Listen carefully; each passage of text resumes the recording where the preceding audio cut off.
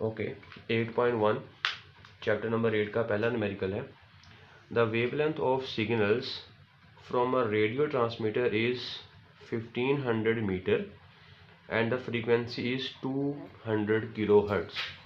What is the wavelength for a transmitter operating at 1000 kilohertz and with what speed the radio waves travel?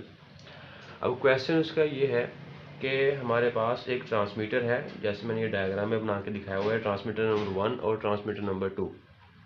Transmitter number 1 जो है ये wavelength produce करता है 1500 metre की, और इसकी जो फ्रीक्वेंसी है वो है 200 किलोहर्ट्ज़। ये पहले ट्रांसमीटर की है, ठीक हो गया। क्वेश्चन उसका ये है कि जो दूसरा ट्रांसमीटर है जो कि 1000 किलोहर्ट्ज़ पे ऑपरेट कर रहा है, तो बताना ये है कि दूसरा जो ट्रांसमीटर है ये कितनी वेवलेंथ वाली वेव्स को जनरेट करेगा और ये कितनी स्पीड होगी उन वेवलेंथ की। तो ये चीज़ हमने फाइंड आउट करनी है। तो डाटा हम निकालते हैं। तो डाटा में हमारे पास क्या गिवन है कि जो पहला ट्रांसमीटर है उसकी पहले इन्फॉर्मेशन लिख लेते हैं कि जो पहला ट्रांसमीटर है ये हमारे पास जो फ्रीक्वेंसी जनरेट कर रहा है वो है 200 किलोहर्ट्ज़ की, और जो वेवलेंथ है वो हमारे पास है 1500 मीटर की। पहले इस चीज़ को लिख लेते हैं। तो इसने जो हमारे पास डाटा दिया है वो हमारे पास है फ्रीक्वेंसी बराबर है 200 किलोहर्ट्ज़, और जो वेवलेंथ है हमारे पास वो कितनी है 1500 मीटर, ठीक हो गया जी। और जो दूसरा ट्रांसमीटर है वो ऑपरेट हो रहा है 1000 किलोहर्ट्ज़ की फ्रीक्वेंसी पर। F is equals to 1000 kilohertz की फ्रीक्वेंसी के साथ वो ऑपरेट हो रहा है, ठीक है जी। तो ये कितनी वेवलेंथ जनरेट कर रहा है, जो वेव जनरेट कर रहा है वो कितनी वेवलेंथ की है और उसकी स्पीड कितनी है, ये चीज़ हमने मालूम करनी है। ओके, अब देखें, अगर हम पहले ट्रांसमीटर की बात करते हैं तो हमारे पास फ्रीक्वेंसी और वेवलेंथ है, तो इस डाटा को यूज़ करते हुए हम वेव की स्पीड मालूम कर लेंगे जो कि उसने हमें पूछा है, ठीक है जी। दो चीज़ हमने मालूम करनी है, एक है वेव स्पीड और दूसरा हमारे पास है वेवलेंथ, ठीक है जी। ये wavelength, what is the wavelength and what speed.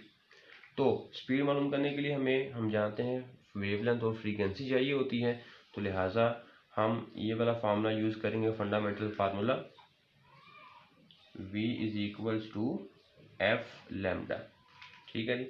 अब इसके डाटा को हम 1 1 से शो कर देते हैं, F1 और लैम्डा 1, और इसको हम फ्रीक्वेंसी कह देते हैं 2। तो स्पीड का जो फार्मूला हमारे पास V is equals to F lambda आ जाएगा, ठीक है जी। तो स्पीड हम चूँकि फ्रीक्वेंसी भी गिवन है, वेवलेंथ भी गिवन है, इसलिए हम इसको F1 और लैम्डा 1 से रिप्रेजेंट कर देंगे।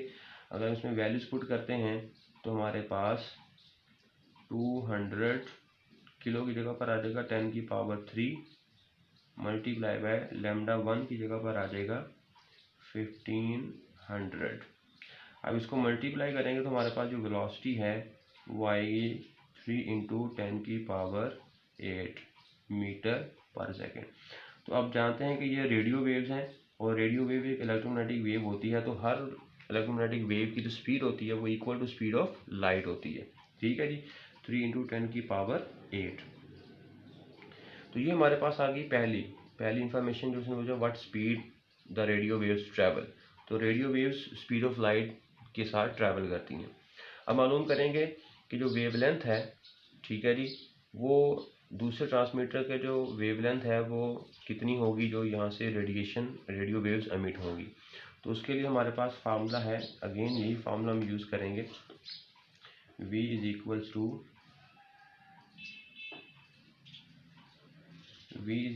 टू एफ लैम्डा, ठीक हो गया जी। अब स्पीड तो हमारे पास कॉमन है, ठीक है जी, चाहे वो पहले ट्रांसमीटर से जो रेडियो वेव्स निकल रही हैं, दूसरे ट्रांसमीटर से जो रेडियो वेव्स निकल रही हैं, दोनों के लिए जो स्पीड होगी वो सेम होगी, ठीक है जी। इसलिए हमने पहले स्पीड निकाल ली है, तो ये स्पीड हम यही वाली यूज़ करेंगे। F जो है ये दूसरे ट्रांसमीटर के लिए होगा हमारे पास, और लैम्डा जो है हमारे पास दूसरे ट्रांसमीटर के लिए होगा। तो यहाँ से लैम्डा 2 बराबर आ जाएगा V/F2। तो अब इसमें वैल्यूज पुट करेंगे, इसमें वैल्यूज पुट करने के बाद हमारे पास जो आंसर आएगा वो आएगा 3 × 10⁸ ओवर F2 कितना है 1000 है, तो हमारे पास 1000 किलो की जगह पर आ जाएगा 3। अब इसको सॉल्व करेंगे तो हमारे पास जो वेवलेंथ आएगी वो आएगी 300 मीटर। तो ये हमारे पास वो वेवलेंथ आ गई, ठीक है जी, और ये हमारे पास जो है वो स्पीड आ गई। यही तो जी ओके जी। नेक्स्ट न्यूमेरिकल है a stationary waves is established in a string which is 120 centimeter long and fixed at both ends. The string vibrates in 4 segments at a frequency of 120 Hz. Determine its wavelength and fundamental frequency. तो हमारे पास एक stationery waves है। Stationery waves हम जानते हैं कि ऐसी waves होती हैं जो एक मीडियम के अंदर अपोजिट डायरेक्शन में वेव्स ट्रैवल करती हैं, जिनकी फ्रीक्वेंसी जो है वो सेम होती है। तो इसी तरह का हमारे पास सिचुएशन है कि एक रस्सी के ऊपर स्ट्रिंग्स बनाई गई हैं। उस रस्सी की आपको 120 सेंटीमीटर लेंथ का पता है, ठीक है, और वो दोनों एंड्स के ऊपर फिक्स्ड है। जैसे मैंने ये बनाया हुआ है, ये एक रस्सी है जो कि दोनों एंड के ऊपर फिक्स्ड है, ठीक है जी, और इसकी जो लंबाई है वो आपको दे दी गई है 120 सेंटीमीटर। और कहता है कि the string vibrates in 4 segments. Segment मतलब लूप्स। तो जो स्ट्रिंग है वो 4 लूप्स के अंदर वो ट्रैवल करती है, जैसे देखिए 1 2 3 4, ठीक है जी। तो ये 4 सेगमेंट्स बना रही है, 4 लूप्स बना रही है। और इसकी जो फ्रीक्वेंसी है, जब ये 4 लूप्स बनाती है तो 4 लूप्स बनाते वक्त इसकी जो फ्रीक्वेंसी होती है वो 120 हर्ट्ज है। तो बताना ये है कि इसकी जो वेवलेंथ कितनी है, ठीक है जी, और इसकी फंडामेंटल फ्रीक्वेंसी वो बतानी। फंडामेंटल फ्रीक्वेंसी मतलब कि वो फ्रीक्वेंसी जब ये स्टेशनरी वेव जब एक लूप बनाती है, तो एक लूप बनाते वक्त जो फ्रीक्वेंसी होती है उसको हम बोलते हैं फंडामेंटल फ्रीक्वेंसी, ठीक है। तो अब सबसे पहले हम डाटा निकालते हैं। डाटा में हमारे पास क्या क्या गिवन है।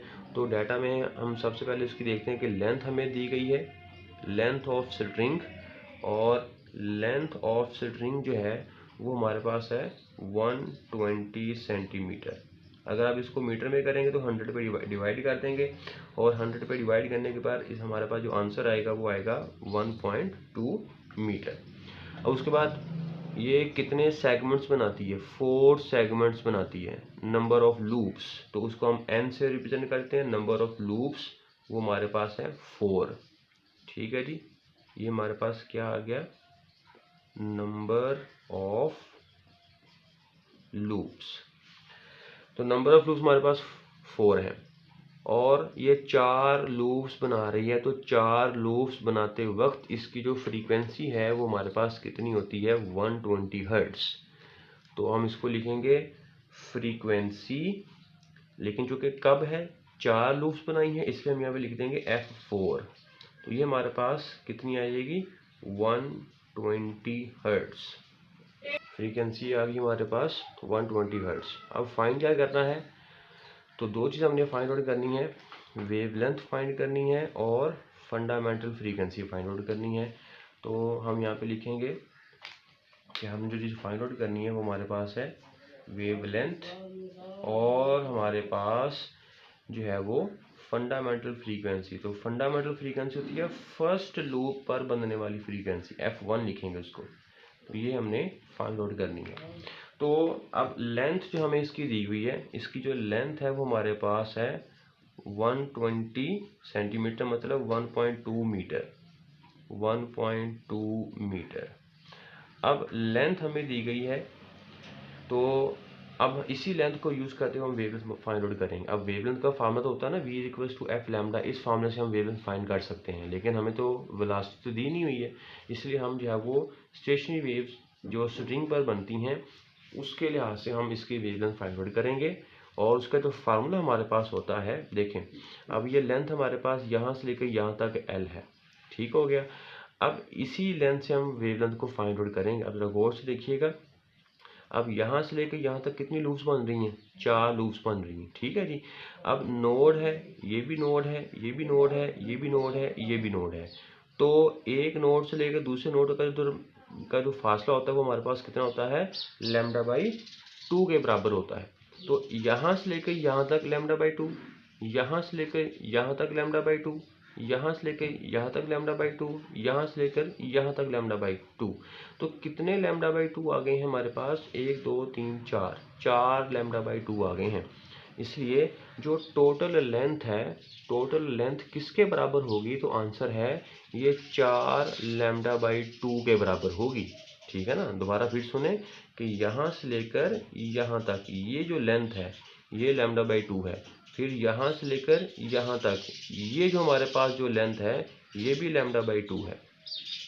इसी तरह यहाँ से लेकर यहाँ तक ये जो लेंथ है ये भी लैम्डा बाई 2 है, और यहाँ से लेकर यहाँ तक ये जो लेंथ है ये भी लैम्डा बाई 2 है।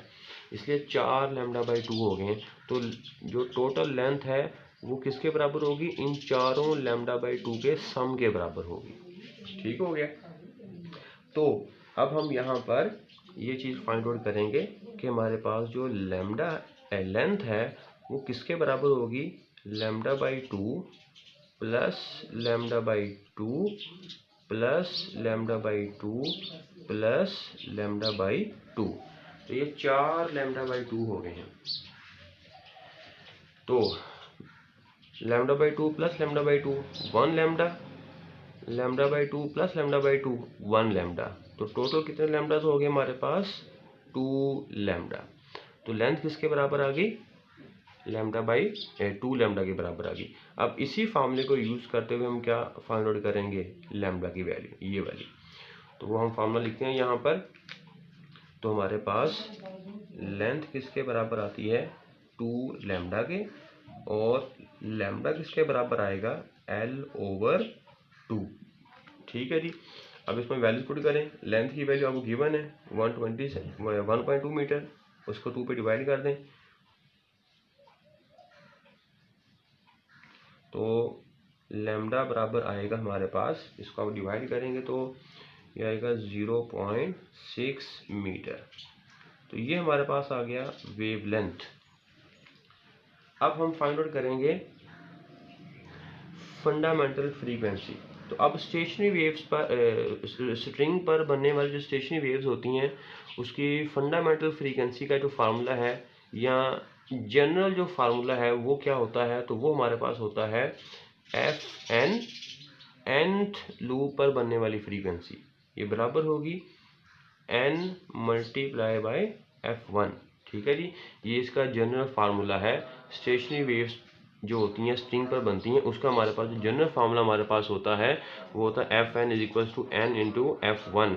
n क्या है? Number of loops. Number of loops हमारे पास केस में कितनी है? 4 हैं। तो इसलिए n की जगह पर क्या आ जाएगा? 4। और F1 कौन है?